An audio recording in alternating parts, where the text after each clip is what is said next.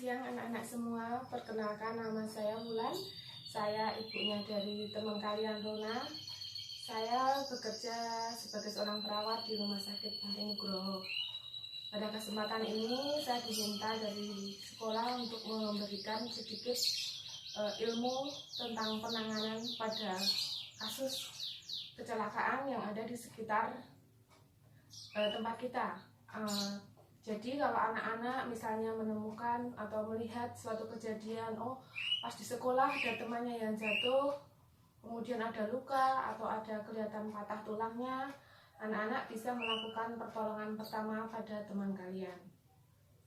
Untuk alat-alat yang dibutuhkan hanya yang ada di sekitar kita, apapun bisa kita gunakan untuk melakukan pertolongan pada teman kita tersebut. Pada kesempatan ini saya akan memberikan sedikit ilmu tentang bagaimana cara melakukan pertolongan pada kasus korban yang mengalami luka di daerah tangannya. Pertama-tama, misalnya ada luka di daerah sini, ya, lukanya sobek, kemudian berdarah. Kemudian apa yang akan kita lakukan pada teman kita tersebut? Kita jangan panik, lari ke sana ke sini, malah pasiennya atau korbannya didiamkan saja. Nah, kita lihat di sekitar kita ada apa? Ternyata ada yang bawa sapu tangan. Boleh kita minta sapu tangannya ya. Sapu tangan seperti ini. Yang penting adalah bersih ya. Sapu tangan yang seperti ini kita lipat. Nah, kita buat setebal mungkin. Nah, kita gunakan untuk menutup tepat di atas lukanya. Fungsinya di sini agar lukanya tidak berdarah. Nah, misalnya luka sobeknya ada di daerah sini ya. Kita tutupkan di sini. Kemudian kita bisa ambil apa? Ada yang pakai kita menemukan ada tali sepatu. Kita bisa menggunakan tali sepatu untuk membebatnya, ya. Misalnya seperti ini, ya. Kita bebat bukan pas di daerah lukanya ya, kita ikat, kita talikan di tepinya seperti ini. Kemudian yang satu di bawahnya seperti ini ya. Jadi lukanya yang sini tidak tertekan tali. Setelah itu baru korban atau pasien kita bawa ke rumah sakit untuk mendapatkan penanganan lebih lanjut.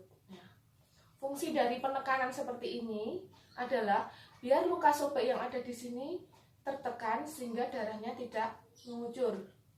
Ya. Untuk tali yang di atas sebelah sini maupun yang di sini tidak boleh terlalu kencang. Biar aliran darah dari atas tetap bisa mengalir ke ujung-ujung jarinya. Bagaimana cara kita mengetahui bahwa kita menalinya itu terlalu kencang? Kita lihat di sini. Kalau kita melihat ke ujung-ujung jarinya di sini warnanya jadi putih, berarti ada kekurangan aliran darah ke sini. Kita longgarkan sedikit ikatannya, kemudian sampai kita tunggu kukunya di sini berwarna merah lagi. Ya. Itu satu. Untuk teknik ini bisa dipakai di luka dimanapun, tidak hanya di tangan, bisa di kaki, bisa di lengan atas, ya. Kemudian setelah ini saya akan memberikan contoh, misalnya kita menemukan pasien yang ada patah tulang. Bagaimana kita mengetahui pasien korban tersebut mengalami patah tulang? Misalnya ada teman kalian baru lari-lari kemudian kesandung atau jatuh, tangannya untuk menyangga, kemudian di daerah sini bengkak ya, di daerah sini bengkak, kemudian teraba, pas kita raba gini kita bantu ngangkat kok rasa mak kropok-kropok ya. Kemudian di sini biru, tangannya berubah jadi menekuk. Nah, kita harus curigai bahwa di daerah tersebut mengalami patah tulang. Apa yang harus kita lakukan ya?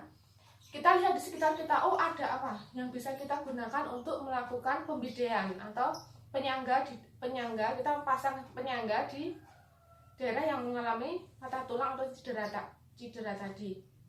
Ternyata di situ ada kayu. Kita bisa menggunakan kayu seperti ini, ya. Kemudian kita letakkan di bawah daerah yang mengalami cedera, ya. Kita ngangkatnya yang daerah mengalami cedera tadi, misalnya patah tulangnya di daerah sini, harus disangga, ya. Nggak boleh dipegang kayak gini. Nanti dia akan kesakitan. Jadi kita harus nyangga seperti ini. Kemudian tadi papan yang kita temukan tadi kita gunakan untuk menyangga di daerah seperti ini. Kalian tahu kan sendi itu apa? Nah, untuk melakukan pembidean atau pembebatan harus melewati 2 sendi, ya. Di sini ada sendi pergelangan sama ada sendi di daerah siku. Itu harus teralasi oleh papan ini, ya.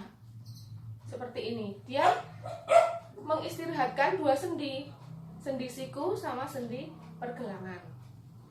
Nah, setelah itu kita bisa ambil apa saja untuk mengikat. Nah, kembali lagi di sini saya menemukan ada tali sepatu. Maka saya gunakan tali sepatu untuk melakukan pembebatan.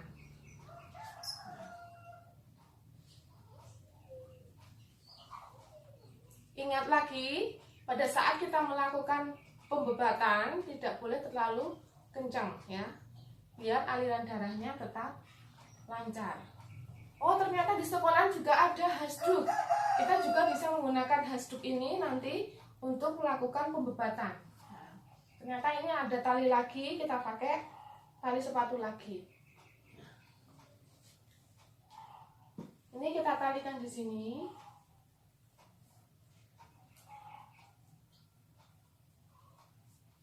Seperti ini. Dan satu lagi.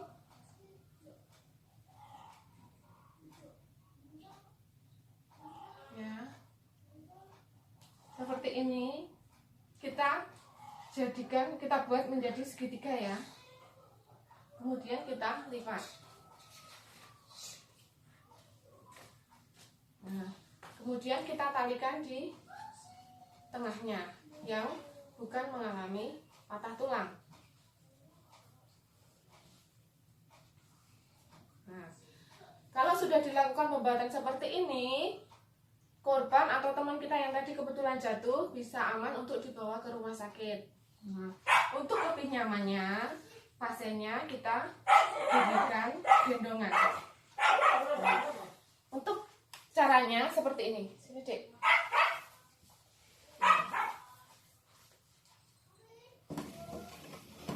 Nah, ini tangannya ditekuk di dada. Kemudian tangan yang satu suruh menyangga. Nah, ini yang salah satu untuk menyangga. Kemudian kita ambil hasduk, ya. Ini kita letakkan di dada sebelah sini. Garis yang ini, yang segitiga yang ini, segitiga yang sebelah sini, lincip ini, pas di sikunya.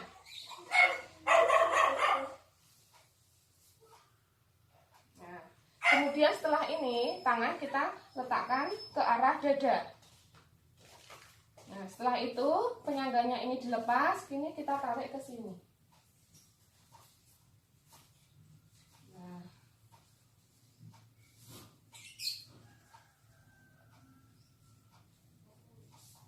Kemudian kita rapikan, ya. Seperti ini.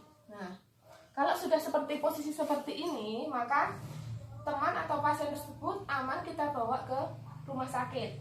Dia akan terasa lebih nyaman, tidak nyeri sekali. Kemudian posisi seperti ini bisa kita lakukan misalnya pada korban yang mengalami cedera di daerah bahu, lengan atas, ataupun di daerah pergelangan, ya. Oh, misalnya dia mengeluh di sininya baunya jadi nyeri. Bisa kita lakukan pemasangan ini, tapi tidak usah memakai yang bidai tadi, ya, yang kayu yang di bawah ini. Ya. Oh, misalnya dia hanya cedera yang di daerah sini saja. Kemudian setelah ini saya akan memberikan sedikit pengetahuan tentang bagaimana kalau kita menemukan pasien dengan ada luka bakar. Luka bakar itu bisa terjadi karena apa saja. Itu bisa karena kena minyak, kena api, kena air panas. Nah, apa yang akan kita lakukan bila kita kena seperti itu? Ya. Kadang kalau di rumah suruh dikasih pasta gigi, dikasih minyak, dikasih oli, itu enggak boleh ya. Jadi apa yang harus kita lakukan bila kita kena air panas, yaitu tangan yang kena air panas tadi segera kita masukkan ke dalam air ya.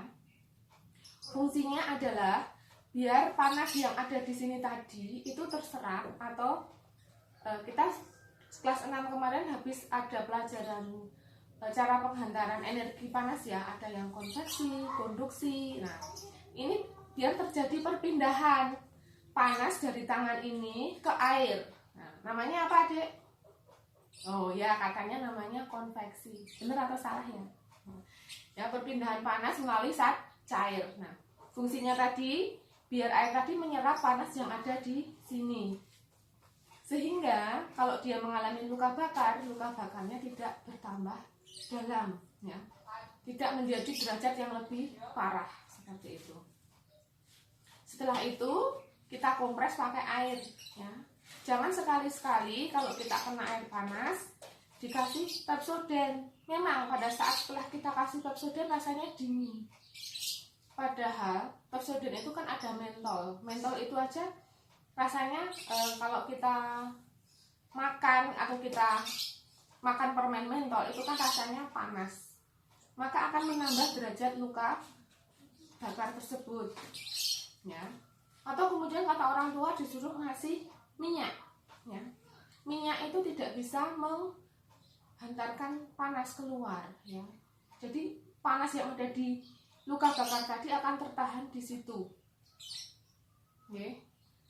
Jadi ingat, kalau kita mengalami luka bakar segera dimasukkan ke air yang dingin seperti itu. Nah, itu tadi sekilas sedikit tambahan pengetahuan. Semoga apa yang telah kami sampaikan bisa bermanfaat buat anak-anak semua, dan selalu jaga kesehatan, jaga jarak, dan jangan lupa pakai masker.